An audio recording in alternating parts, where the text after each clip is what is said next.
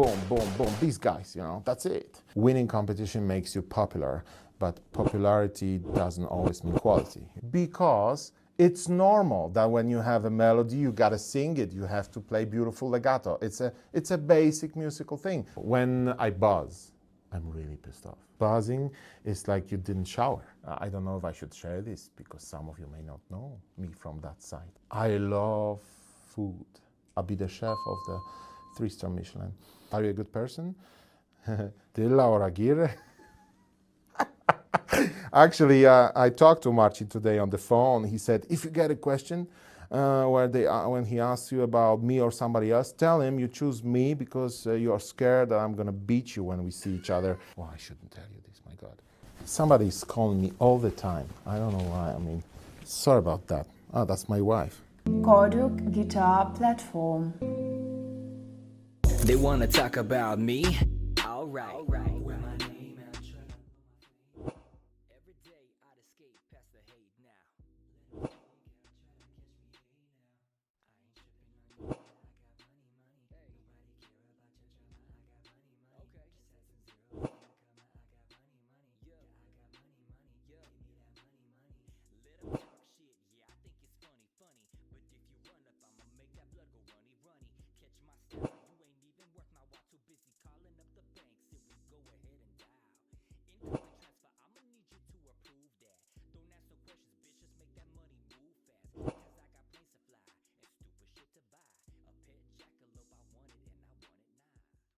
Hello, my name is Lukasz Kuropaczewski, and some of you may not know me because I haven't won any important competitions in my life. But I make music on guitar, on classical guitar, and sometimes I make music by myself, sometimes with my friends, with chamber music partners. I also teach, and I love to do that. So this is me. Welcome. Why guitar? When I was a little boy, I heard classical guitar in church, and it was played with nylon strings, and I mean the girl was just playing a little bit guitar and was singing, but I loved the natural sound of it, the beauty of it, and I wanted to start to learn right away. So my mother approached this lady right away, and next day I started my lessons. But it wasn't so easy because after a year she said, okay, well, this is all I know about guitar, and now you have to go to a professional music school. And I did that, and very early, after 2 years, I discovered something else, and my teacher gave me a recording of Claudio Arrau performing F minor concerto by Chopin. And since then, I hated guitar. I didn't want to play it anymore. And I was only 12 years old, and I already started to think, is this the right choice? Do I really like my instrument? I started to think that guitar is not enough. There's so much more that can be done in music making than guitar has to offer. That's what I thought back then. And I think the problem was not the instrument itself, but I think the repertoire. When I heard Tchaikovsky concerto, when I heard Chopin concertos, when I heard Ravel, when I started listening to Debussy preludes, Scriabin preludes, and things like that, I said, well, we don't have this on guitar. We don't have that quality music on guitar. And that was the most difficult time of my life, really. And I was only 13, 14 years old. I remember it was so difficult, and I wanted to quit. And then I went to this special school because in the regular school I was not good because I was practicing a lot and music was all my life, and I didn't want to do anything else. So of course I was getting bad grades, and I was close to be kicked out. So my parents made a quick decision. Okay, we gotta move into a special music school where he can survive, because otherwise it's going to be a problem. So when I went there, I met all these pianists and violinists that were my schoolmates, and just a new world opened to me again. And I met this guy, Piotr, who was a phenomenal pianist, and he was 16 and I was 16, and I remember, instead of going to classes, I asked him, can we take this room, and with the piano we can go through, you can play for me a little bit. And so what we did, he was playing the scherzos by Chopin, for example, and I was telling him how I would love to play this, and can you do that, can you do, so I was giving him the interpretation of the piece, so I was playing with his fingers. You cannot imagine how amazing experience it was. Now, when I'm 38 years old, I'm thinking this created who I am right now. This was so important, this dilemma that I had. So after these experiences, I mean, I hated my Sor and Giuliani and all these things that I hated it. I didn't want to play it. And then my teacher saw it, and he was so depressed about it, because he thought we can do great things, you know, and he's so depressed and he doesn't want to do it anymore. And he gave me Suite Compostellana by Montpou to study, and I was 16 years old or 15, something like that. And I remember that this piece is so incredible that when I started learning it, I discovered a new world. I thought, wow, guitar can be really incredible with all these colors and time. And of course, if you compare the volume to piano, you have no chance. If you compare generally the repertoire, we have no chance. But we have some parallels, and this was one of it. And this piece, the repertoire, the music, made me love the guitar again. And since then, it's a huge romance till today. I love it, and I think it's the most beautiful instrument ever. And I believe that is the most interesting instrument, extremely powerful, extremely seductive. You can sing on guitar, you can cry, you can scream, you can talk like this, you can be sweet, you can be really aggressive. I mean, it gives you the whole spectrum of things, and it's just a joy. It's an amazing tool for interpretation. Somebody's calling me all the time. I don't know why. I mean, sorry about that. Oh, that's my wife. What profession would you choose if you hadn't become a musician? Well, that's absolutely obvious. I would be running a farm, growing an amazing produce that I will cook in my 3-star Michelin restaurant. That's obvious. I'll be a chef. I'll be the chef of the 3-star Michelin. Describe your ideal practice day when you're preparing for a concert. Well, first of all, I love to practice. I think I'm really absolutely psyched about quality of practice. And I believe that it's art, the art of practicing.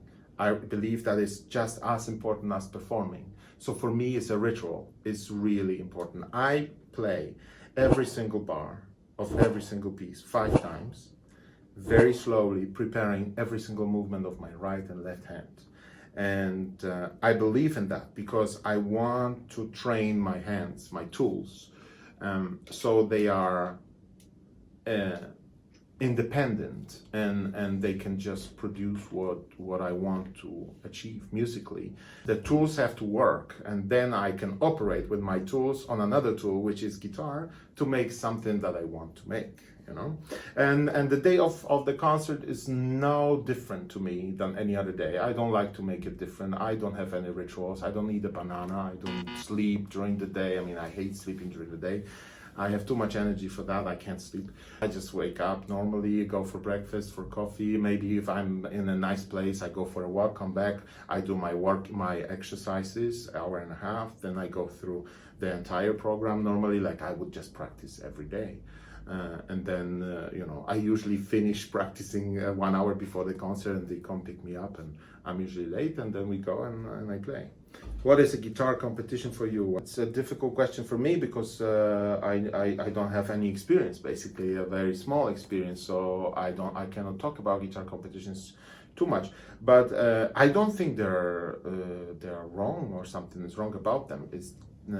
So when my students go to competitions, I encourage them to go. I think it's great to take part in competitions. I think it's important to have a deadline, and competition is a nice deadline. So you work on certain pieces, and then you have a deadline, which is the competition, and you try your best to perform. And at the concert, really, that happens to be a competition sometimes. What I think is wrong about competitions is to take them too seriously. that's very wrong.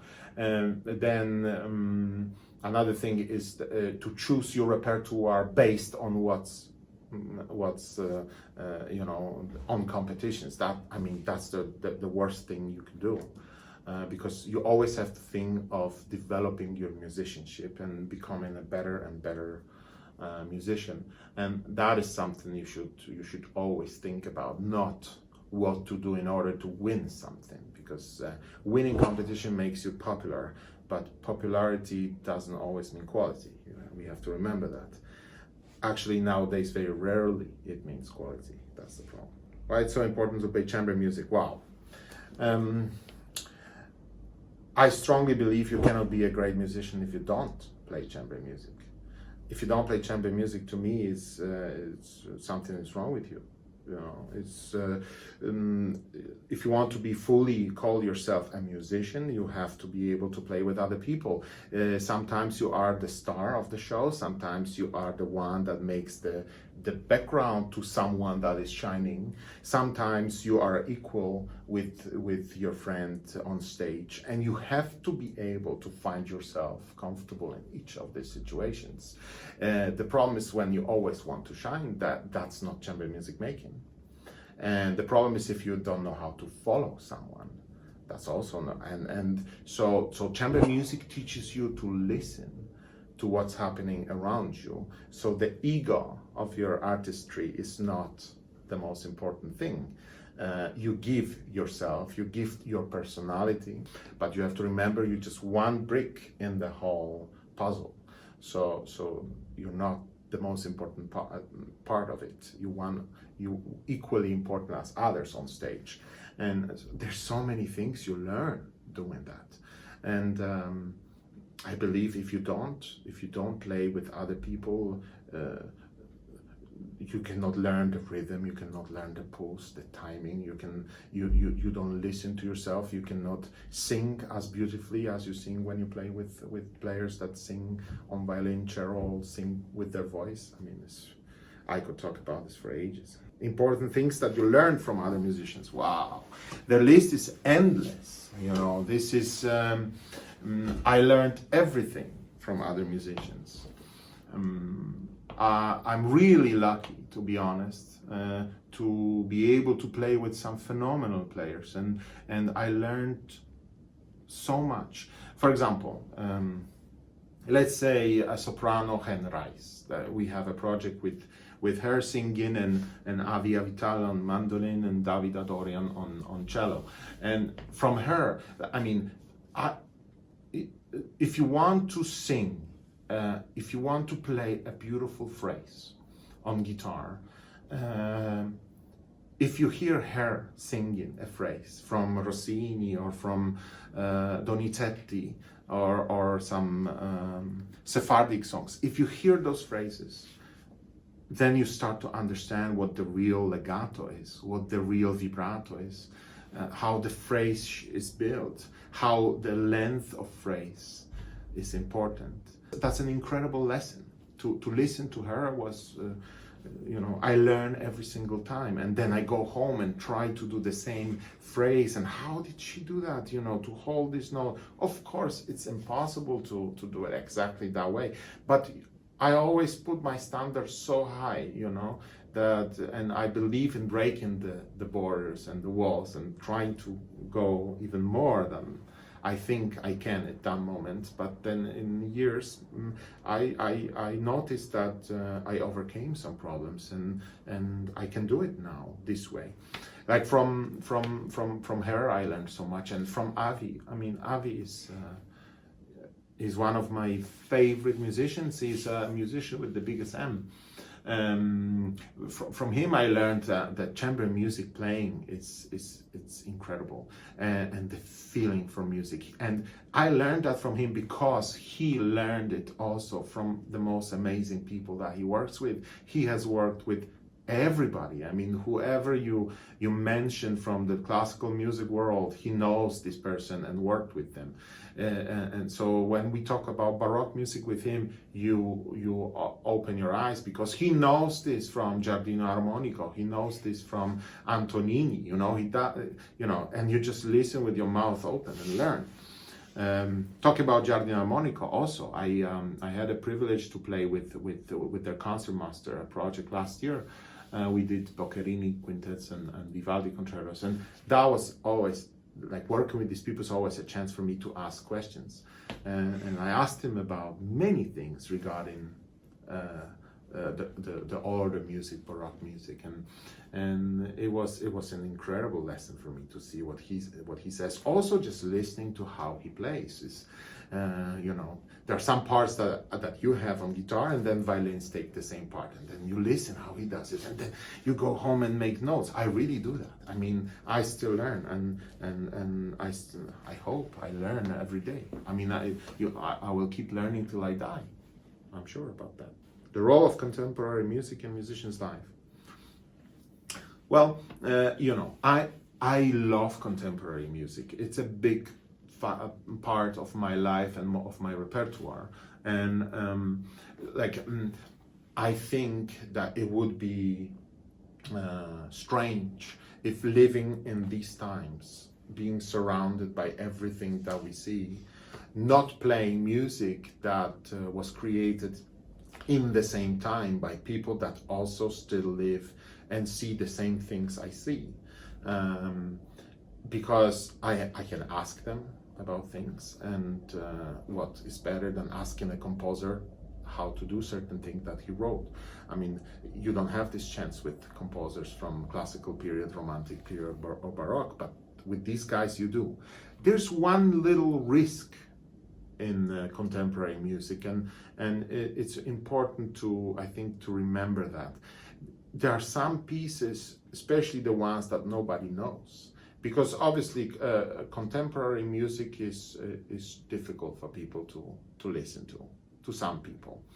But what is contemporary in our environment, on guitar festivals and stuff, for other people it's romantic, For us it's very contemporary. For these guys, this is not contemporary at all. But what is important is that to remember that when you play something that nobody knows, and the music is written in this very modern way, it's easy sometimes to hide behind it and to pretend you're someone that you're not. Of course, you can see the class of a musician when a person plays some beautiful romantic melody or some really virtuosical Spanish piece. Then you can really see if the guitarist is great or not so great. In contemporary music, you really have to have a lot of knowledge and very good ear to hear, oh, this guy is really good, or this guy is hiding a little bit, So there's a thin border between these two things, I would say.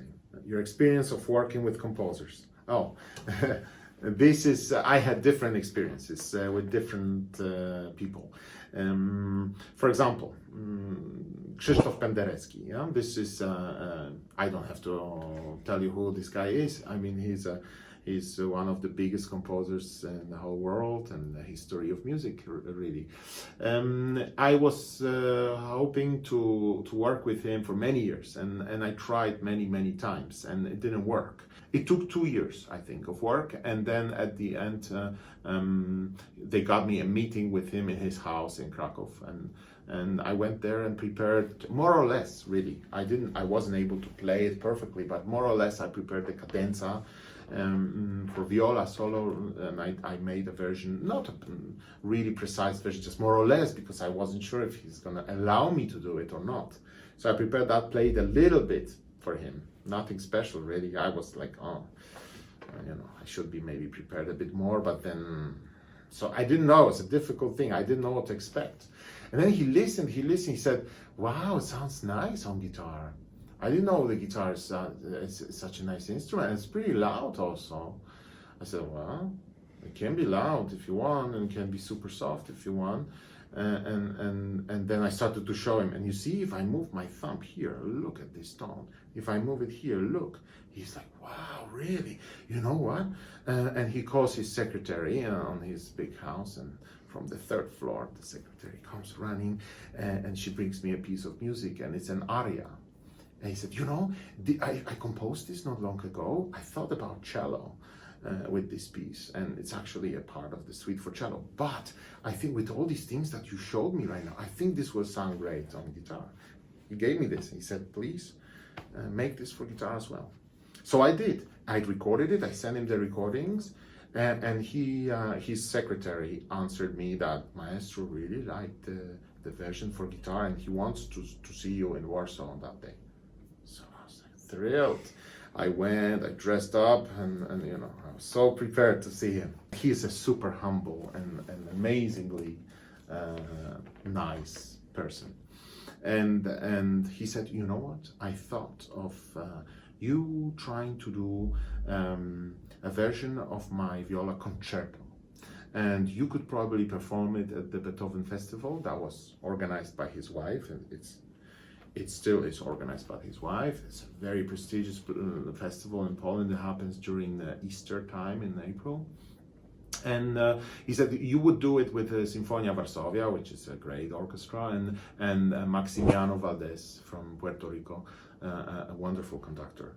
And I said, well, this is like the dream come true. I didn't know if I should, you know, get on my knees and thank you, Maestro, or should I cry, or should I call everybody I know about this? I didn't know what to do. I had mixed feelings, but it was the one of the most beautiful days of my life. And I don't remember how I left the hotel and went home, and I don't remember anything.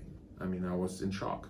And I started working on it next day, and it happened. And then Penderecki said that it's his favorite version of viola concerto, because there's a viola concerto versions for many instruments, for cello, clarinet, you know, all these things. And he said from the versions, no, besides original, that's his favorite. So that was a great experience for me.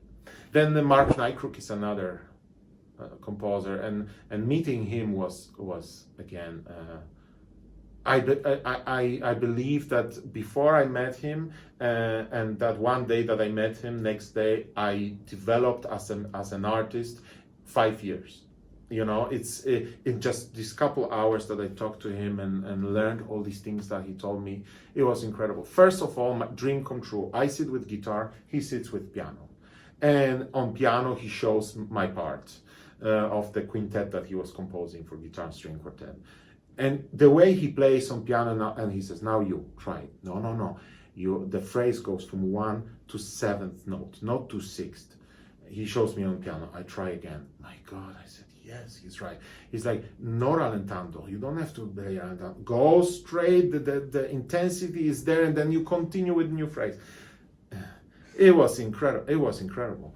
And then he, because I mean, he is a phenomenal pianist, spent most of his life playing with Pinkas Zuckerman, and that's how he was famous mostly in Europe. In the United States, he's more famous now as a composer. You know, the New York Philharmonic, Los Angeles Philharmonic, San Francisco, everybody plays his stuff now. So he's huge. But before, he was mostly a pianist, incredible pianist. And then he tells me a story that he was a close friend of, I mean, he knows everybody, of course. Yo-Yo Ma, Pinkas, Itzhak Perlman, Joshua Bell. He gave lessons to Yuja Wang, and he worked with Lang Lang, and as a teacher, he gave them the master classes and stuff. I mean, Yuja was going to his house for private lessons and stuff like that. So, I mean, the guy knows everybody. It's incredible. And he told me the story of Toru Takemitsu. And Toru was one of his closest friends, and he said that the dramatic moment of their friendship was when Toru Takemitsu sent him a letter saying, Mark, I just want to tell you that I don't feel very well. I think something is wrong with me. And before the letter arrived from Tokyo to the United States, he died. So when Mark got the letter, Takemitsu was already dead. And it was one of his closest friends. He said it was a tragedy for him. And when he was composing the piece for guitar, he said Takemitsu was the biggest influence, and the way Takemitsu looked at guitar, at the colors of the space, and all these beautiful musical things that guitar can do, he was very much inspired by it. And also he told me a funny story about Takemitsu. When Mark and Pinkas Zuckerman were doing a premiere of a piece by Takemitsu for violin and piano, and before the recital in Tokyo, in the morning, they asked Takemitsu to come to listen to their version, to tell them if it's good or something should be different, and because they didn't know, they prepared it and were waiting for his feedback. And he said, okay, I'll come. So they met, they played for him, and when they finished, they're like, so Toru, what do you think? He's like, great, I loved it, guys, fantastic, perfect. And they look at each other like, yeah, okay, thanks, but maybe some more details? No, it's unbelievable what you're doing, nothing to say. And they're like, Toru, please, we still have a whole day. If you tell us now, we can really do it. We really want to play it as you imagined. He's like, okay, well, twice more fast. I'm like, okay, twice faster, okay. Thanks for that. So this was Toru Takemitsu. Yeah, just a little thing, 100% faster. KORDIUK Guitar Platform. One of your practice secret that you use every time. Well, this is something that many people talk about nowadays. First of all, I don't believe in quantity, but in quality. And to me, practicing has to be very, very precise, and I don't like wasting time, and it has to be efficient. So practicing for me is preparing every single movement of both hands and making sure that I'm in control of everything. If I don't have control on something that's not going to work on stage.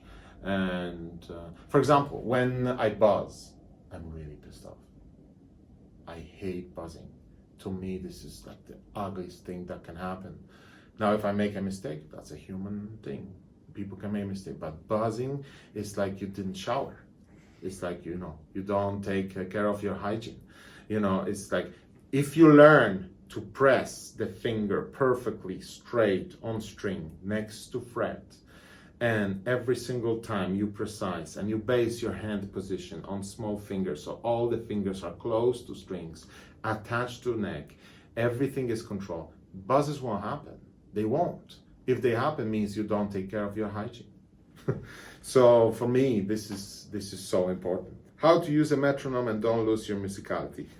That's metronome. This is something that I keep hearing from everybody. Like people talk about this all the time. To me, metronome is an amazing tool. I'm serious now. I love it. I think I love to use metronome.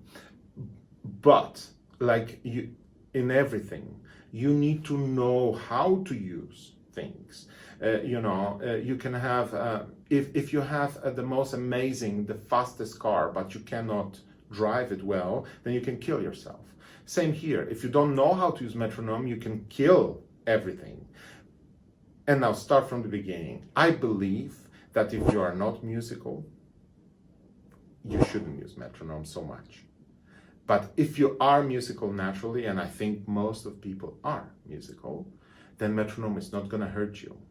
Because if you don't use it and just base everything on your artistic ego, that I create time, I decide what time it is, how time goes.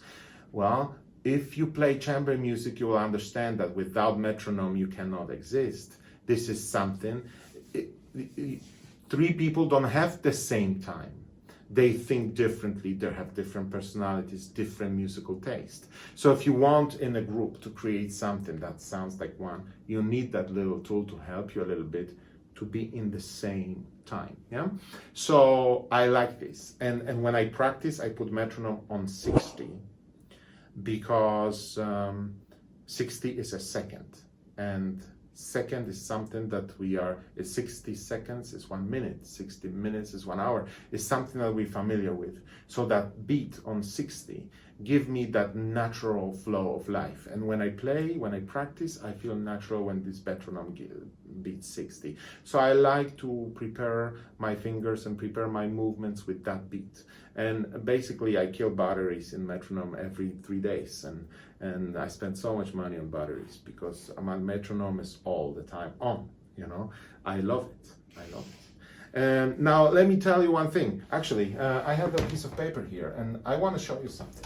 We have to be able to use rubato and stuff, and metronome with rubato doesn't work. Yes. Now, listen, to start rubato, to play rubato, first you need to be able to play exactly in time. Don't start from rubato, because if you start from rubato, the whole form of the piece is going to collapse.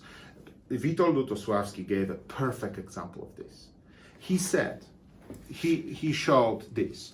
He said, if this is your interpretation, he says, this is your interpretation, yeah? Look, and now this is your time, your rhythm.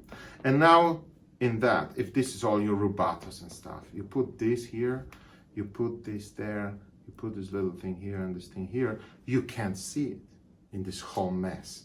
Nothing changed, there's still so much going on. But if your interpretation, you start and it's like this. And then you put this, so you can see it. Then you put this little thing here, then you can see it. And then even if you put this super, super small thing here, you still see it. Here, whatever you do, I can't see anything. So to me, that's work without metronome, and that is work with metronome. You start with this, and this metronome helps you to get. And from there, if you're musical, you turn it off and try going a little bit here, a little bit there. Maybe you have this little edge here, then you cut this a little bit to make it more smooth, you know. So I would never say don't use metronome. To me, it's irresponsible if I said that.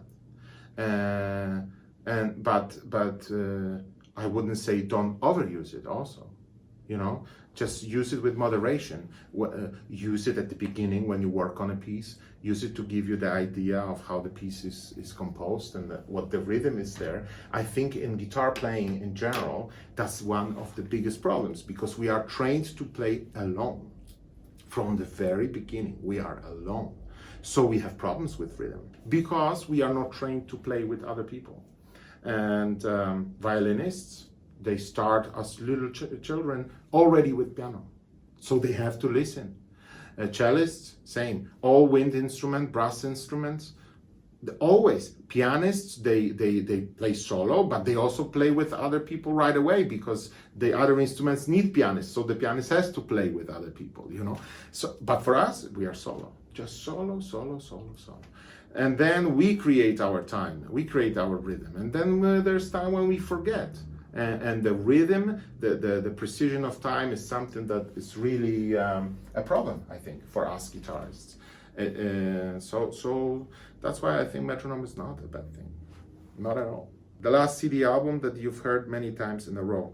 Actually, I'm listening to music all the time, every single day. And so I hear 10 CDs per day. No, I'm exaggerating, but I mean, I listen to music all the time. Also when I'm home with my wife, with my children, there's always music playing in the background, always. Right now I'm listening to Anne-Sophie Mutter playing John Williams music from movies that they just recorded recently. I'm listening a lot to Artur Rubinstein mazurkas. I came back to that. I mean, I know every recording of Rubinstein by heart, but right now I'm in the mood for that because I'm working on pieces that are similar in style to mazurkas, so I like to get inspired by that. And when I go for walks in the morning in the forest, I listen to Alicia de la Rocha playing Albéniz and Granados. And also 2 days ago in the car, I downloaded a newest record by Lang Lang. And I remember seeing Lang Lang many years ago in Philadelphia, in Kimmel Center, the Philadelphia Orchestra house. He played with Zubin Mehta and Israeli Philharmonic. He played the Chopin Concerto, and I was not so impressed, to be honest. And since then I said, I don't like Lang Lang, you know. But I was so young, and when you're young, you say, oh, I like this guy, I don't like that. This should be like this should be like that. When you're older, you learn that it's not that simple, you know. So for many years, I erased Lang Lang from my library. And then this piano book, Anchors, just came out. Almost 2 hours of music, and he plays just little pieces. But some are so beautifully played, with such a beauty, with such a beautiful sound, that just I love it. I mean, I can give you 100 records that I listen to.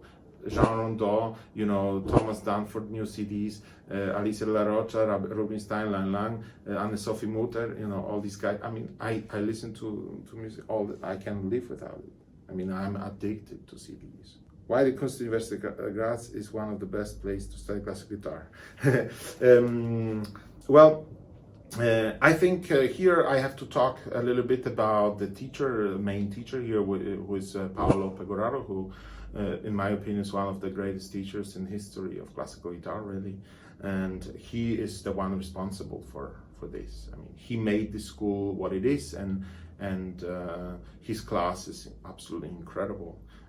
Every student is fantastic, and for me it's an honor to become part of it. It was a tough competition. Many people were applying for this job, so I'm very happy that it worked out for me, and I'm super proud to be part of it, and I'm super happy to build my own class here as well. But he is the one who built this school, and he will always be this historical person that is responsible for the success of this place, and as I said, it's an honor to be part of it. How to become a student of Łukasz Kuropaczewski, which role plays? Well, to become my student, you have two choices right now. You can come to study in Poznań, in Poland, which is a great place, which is a beautiful city, and the Academy of Music is really nice. And I have a very nice class there with great people, and some are very famous young players like Andrzej Grieger, for example. You can study with me in Graz, which is, as we said, one of probably the best places right now for classical guitar. You'll take the exams in Poznań. You can take the exam in June. In Graz, you can take exam this February or in June also. You have to speak German to study in Graz, but I know from students that it's, you know, you can learn while you're here. Same in Poland, you know, you should speak Polish, but I had American students, I had Hungarian, I have right now students, I had Croatian students and Belarusian students, and they all, you know, spoke a little bit. Some spoke really good, and some didn't speak a word, and they survived. So everything is possible if you want, and I love to teach, so I'm really happy to see new people coming. Modern guitarists that you advise to listen to. You know, I actually, it's very hard for me to name people who are, you know, like top for me or something, because I'm not so childish, to be honest. When I was younger, I'll probably give you the names like boom, boom, boom, boom, these guys, you know, that's it. But when you're older, you start to understand that it's not so simple, you know. It depends who is the most popular, the most likes on Facebook. I don't know who gets that, but is he the best or she the best? I don't know. This guy has no likes on Facebook. Doesn't mean that he's not good. Maybe not, or maybe he is. To me, you know, I respect everybody, every single guitar player. I know what a difficult job it is, and if I see players surviving, playing guitar, playing in different places, making their life possible through music, playing music, respect. I mean, that's respectful. I'm full of respect for these people. To me, my favorite musicians are the players on guitar are these that are doing something more than just playing guitar. working with other people, you know, because I try to do that, so I believe in it. Obviously, I believe this is special. This is something important for us to build new repertoire, to work with other people, to go outside, to present guitar for new audiences. So when I see people doing that, I'm really impressed. Like, I'm impressed with Rafael Aguirre playing at Verbier Festival. What an amazing achievement, and playing with these orchestras. I'm impressed with Artyom Dervayev doing this unbelievable festival in Moscow. You know, I'm impressed with Ricardo Gayen, recording beautiful records, working with Jordi Savall and Thibaut Garcia. You did an interview. He played with Jaruski, and I think that's a fantastic thing for guitar. So I respect all these things, all these people that do something more than just playing José Sonata and La Catedral. You know, musicians of all time that you admire. Again, the list is endless, because if whatever name in the classical music you mention, it shaped my personality somehow, because I was always so eager to listen. I spent nights listening. I escaped from school to stay in line to buy the newest record of Christian Zimmermann in the store in Poznan in 1998, you know. And when his new CD with Chopin concertos and festival orchestra came out, I was standing in line. It was cold, and you know, math, physics, and all these things were happening, and I was just away, you know, don't care about that. I need to get that record. So my parents gave me 50 zloty per week to survive. I spent 50 zloty for that CD, and then, you know, I didn't have money for cigarettes and for cheap wine, and but I had to survive. I had the record. So you know, I listen to everybody. I listen to everything. I listen to music all the time. So I can give you 3,000 names. Every single name you mention, it's a musician I admire. Do you have your own special source of inspiration where you get your energy? You know, first of all, I'm extremely happy in my life. I'm a hedonist, and I have a good life. I always wanted to play music. I didn't want to play too much, never. I cannot see myself playing 300 concerts a year or 200. I cannot do that, because you know, it's funny. When I don't have money, I play more, because I want to make money to spend for great things in life, to enjoy life. When I have money, I start saying thanks. I don't come because I'm sick, because I this, because I that. Well, I shouldn't tell you this, my God. I hope the promoters don't see this interview. No, I'm always serious. And then, you know, when my bank account looks good, I don't play that much. When it starts to shrink a little bit, oh, I should play again, you know. So no, seriously, the life is the most important thing for me. Life and music these are the music is life for me, and so inspiration for me is being happy in life, and the energy comes from being super happy. I'm really happy. I have a beautiful family. I have a great life. I cannot complain. I'm telling you, I cannot complain. I mean, I play what I want. I play great music. I work with amazing people. What else can I ask? I cannot ask for anything more. I mean, I'm just super happy, and that's why I'm full of life, because I love it. Your bad habits. I love food too much, way too much, and that's my bad habit, really bad. A character trait that you don't like about yourself. Well, there's a lot of things, to be honest, that I don't like, and try to work on them. You know, I don't know if I should share this, because some of you may not know me from that side, and some of you may think I'm just a super cool guy, and sometimes, you know, I'm just a douchebag, and you don't have to know about this. So let's skip this question. What compliment do you get more often? What the compliment that I really love is that I didn't know guitar is such a nice instrument. When I hear that, it's like, yes, this is what I want to hear. I mean, I made it amazing. I love to hear this, and that's really nice. That's really nice. You know, I don't.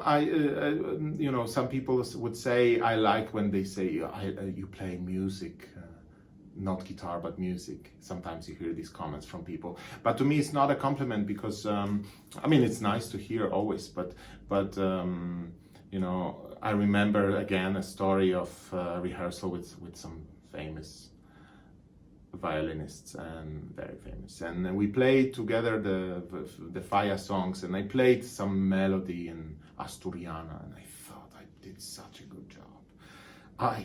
The line was so perfect, and the sound, vibrato, everything I practiced, I thought, wow. I played it, I look at him, and I expect him to be impressed, and I don't see anything on his face. He just plays. And then I went home almost pissed off. I thought, why wasn't he impressed? Why didn't he tell me good job or something? Then I thought, well, because it's normal that when you have a melody, you gotta sing it. You have to play beautiful legato. It's a basic musical thing. For us, sometimes it's an incredible thing. Of course you're making music, because what do you make? You paint? No, you make music on guitar. So if you don't make music, that's a problem. The most shameful thing you've ever done? Well, you know, shameful. I don't know if it's shameful, but it's very sad, and I'd never shared this before actually with many people. But when I was a student at Peabody with Maestro Barrueco, I was going again, like I told you at the beginning, ups and downs, ups and downs. There was one down again. And after a long time of being really in top form and feeling great about life and working, I got again on the bottom of it. And my playing was really bad and harsh, and I was so unhappy and so uneven, and I could never know if the concert was going to be good or not, if my nerves are going to get on me or if I'm going to survive. Difficult. And then I was asked to play at the opening ceremony of the new school academic year. I was so stressed about this that I went on stage, started playing, and I stopped in the middle. I didn't want to play anymore. I just wanted to leave stage, and I left. In front of everybody was there. I played 5 bars. I felt so uncomfortable that I left the stage, and people didn't know what was happening. They thought they should call ambulance or something, but I was okay. I just didn't want to play. And since then, it was such a difficult time. And then slowly, what doesn't kill you makes you stronger. And these things, the real human things that sometimes we don't talk about this, but I believe every single person has problems and that you have to overcome. And when you overcome, you come back even tougher. So all these situations made me a person that I am right now. Do you have any other passions besides music? Yeah, cooking is my biggest passion. I also have a little cooking blog with my 2 friends, a pianist, Marek Bracha, phenomenal Polish pianist. His Chopin is incredible. I mean, it's the best. And Maciej Frąckiewicz was the accordion player that I play with very often. Unbelievable accordionist, probably top 5 in the whole world, I would say. We cook together, and we photograph our food, and we make stories about the cooking process, and you can follow us. We are called Gastrofikolki. So you should follow us on Instagram, and there's plenty of guitarists following us already, and plenty of other musicians following us, and it's fun. What does family life mean to you? It means everything. As I said, I'm a hedonist, and living with my family is the most important thing. I hate every second that I'm away. I really do. I miss my family extremely when I'm not at home. Extremely. And it has always been my dream to have a family, a house, outside the city, close to the forest, be surrounded by nature, music, and my family. This is my dream, and it became true. The craziest thing you have done in your life? Well, I'm a responsible father and husband, so there's no craziness in my life anymore. You know, for me, maybe the crazy thing was taking part in a competition to become a professor in Graz. That was a crazy thing because my life was already great. I had a lot of concerts, just the amount that I wanted. My life was good, comfortable. The family, we started the family with my wife. We had our first son. Everything was beautiful. And then I decided to make, because of my children, I think, I wanted something more, some more stability, some better start for them for the future. And that's why I did it. Lukasz Kuropaczewski in 5-10 years. How do you see yourself in 5 to 10 years? I see myself extremely comfortable in my garden in Puszczykowo, close to my swimming pool, drinking a beautiful Styrian wine from Tement or Poltz, or some nice Zweigelt, and cooking with my buddies. That's the most important thing. I have a lot of amazing friends, and nowadays it's rare, I think. And I'm so lucky. I'm surrounded by so many amazing people, and we are the closest friends. We love each other. We spend time with each other. We cook for each other. We go to movies. We just sit on the couch and talk about stuff. I mean, it's amazing. Yeah, I just want that in my life.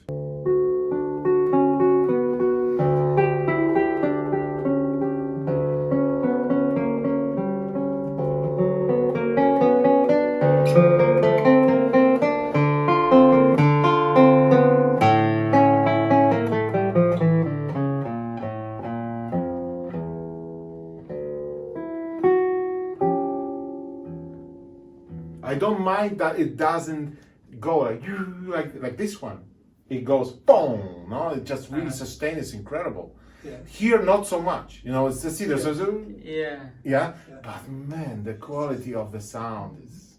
I love it. It's KORDIUK Guitar Platform. lead section. Okay. Bach or Chopin, both. I love both.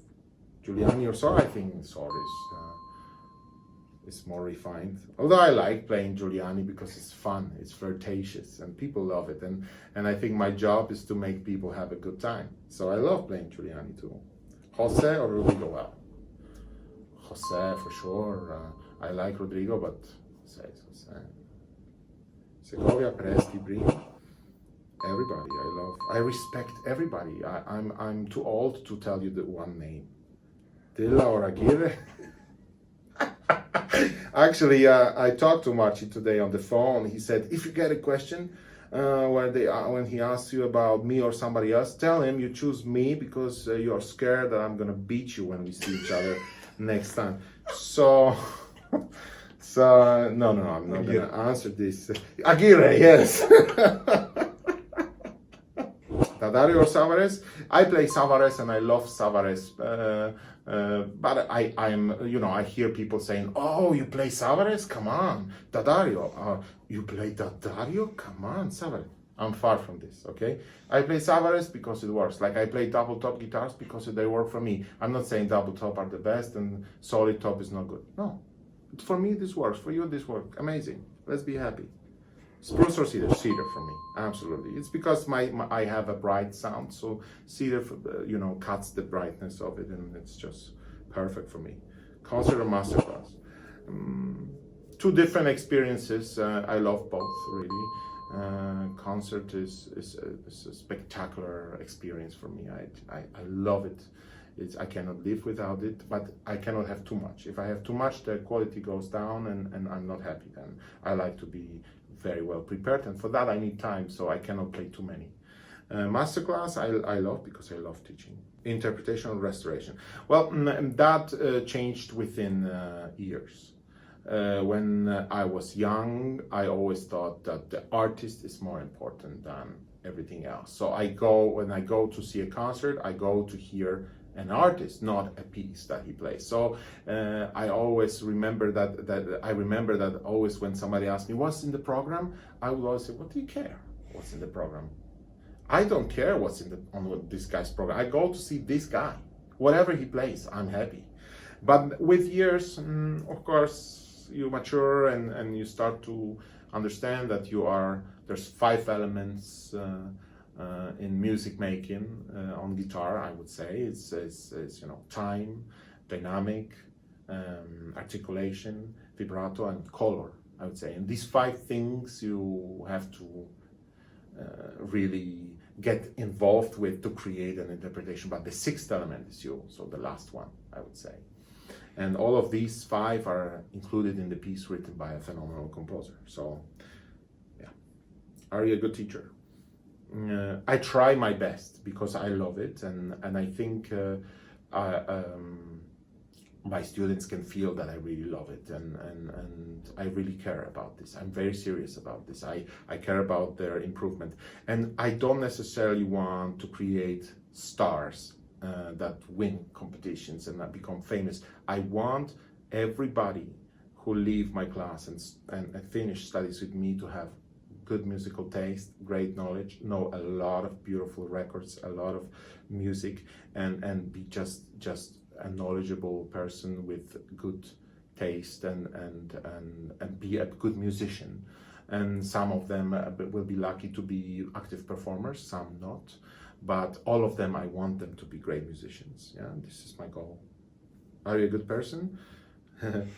I try to be as good as possible. I cannot believe that somebody is just good person in general. So you have bad days when you are not a really good person. Sometimes you're a bit, impolite, and I mean, it's impossible to be good all the time. So again, it's not black and white. I try my best, and sometimes it works, sometimes it doesn't. What music genre you are?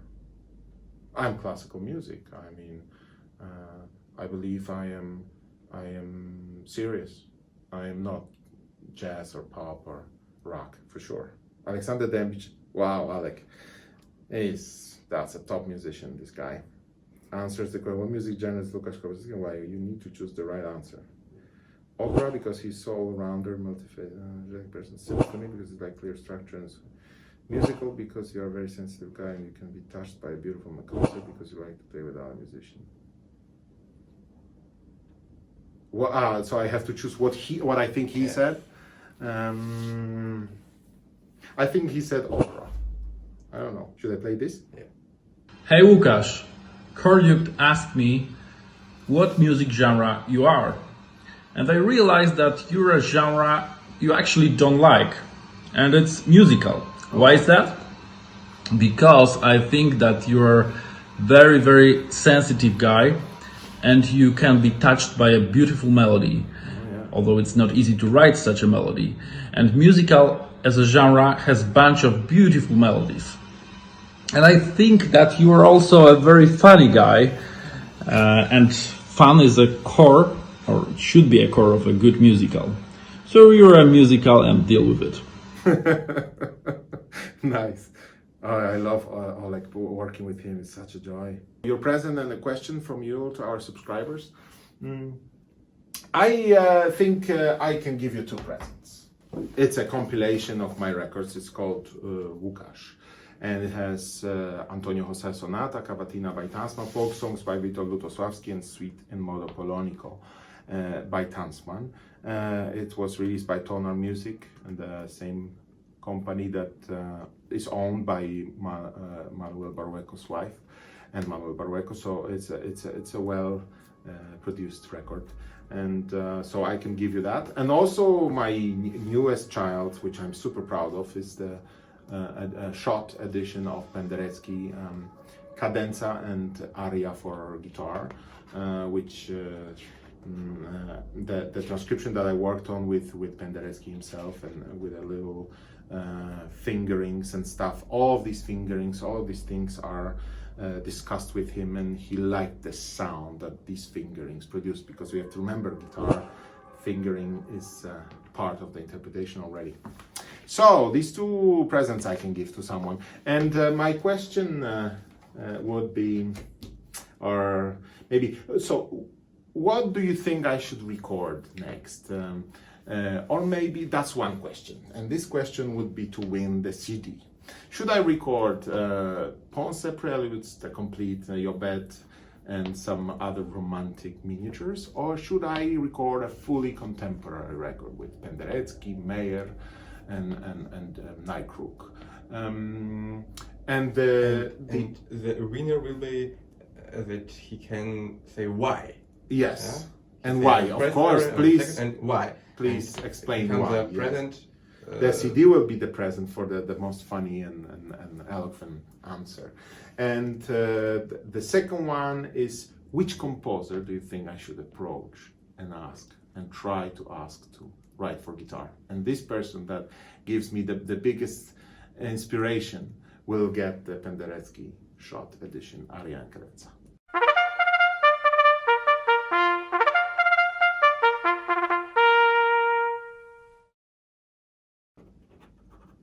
Okay, here we go. Thank you. All right, cheers guys, great talking to you. KORDIUK Guitar Platform.